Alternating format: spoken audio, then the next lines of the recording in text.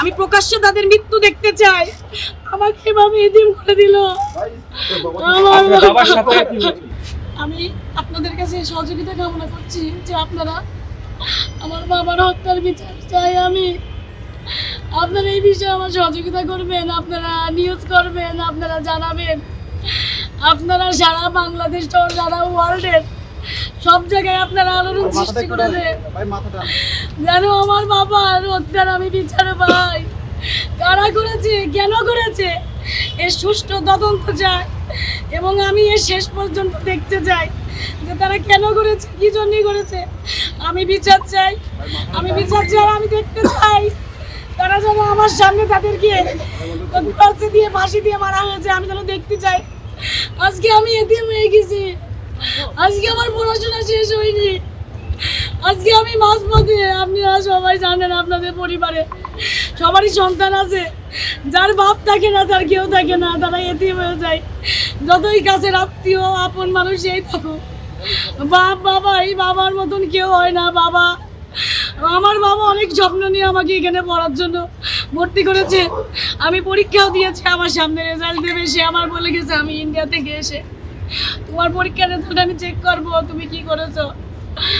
আমার কোনো কথা সে রাখতে পারে, সে চলে গেছে। আপনারা শুধু আমার অনুরোধ, আমার বাবার এটার বিচার করবেন।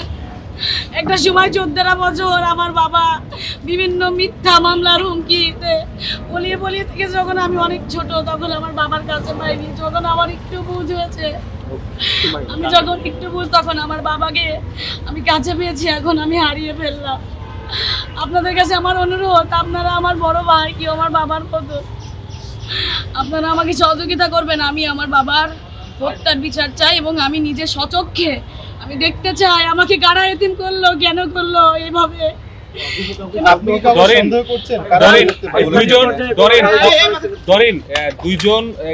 তিনজনকে গ্রেফতার করা হয়েছে, তার মধ্যে একজন আনোয়ারুল, একজন ফয়সাল। এদেরকে এরা আপনাদের বাবার সাথে গিয়েছিল, এদেরকে আপনি চিনেন?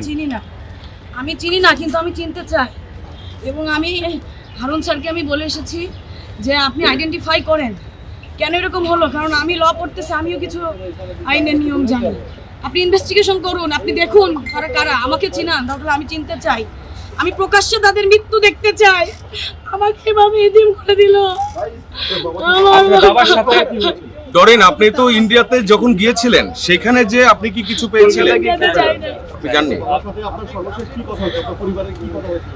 আমার সাথে সর্বশেষ তার ভিডিও কলে কথা, এ বলেছে আম্মু আমি ইন্ডিয়ায় যাচ্ছি, আমি 2 দিনের মধ্যে চলে আসবো, তোমার দাঁতের ডক্টরের কাছে দেখানোর কথা, তোমার 2 দাঁতের সমস্যা, আমি এসে তোমার আমি নিয়ে যাবো, তুমি যেও না।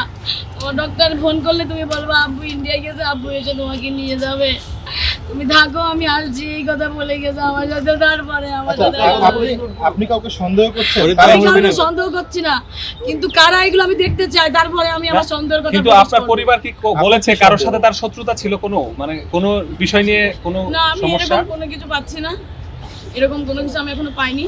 যাদের আসামি ধরা হচ্ছে বা ধরা হয়েছে, যাদেরকে এখনো ধরার পরিকল্পনা চলছে, তাদেরকে আমি ধরতে বলেছি এবং আমি সহযোগিতা চাচ্ছি তাদের ধরুক, তাহলে অবশ্যই কোনো না কোনো কিছু বেরিয়ে আসবে। ব্যবসায়িক ক্ষেত্রে কারোর সঙ্গে আসলে রিসেন্টলি কোনো ঝামেলা? আমি কোনো কিছুই জানি না, আমি জানলে আমি তো তাহলে জেনেই যেতাম। আমার বাবা, আমি কি চাইবো?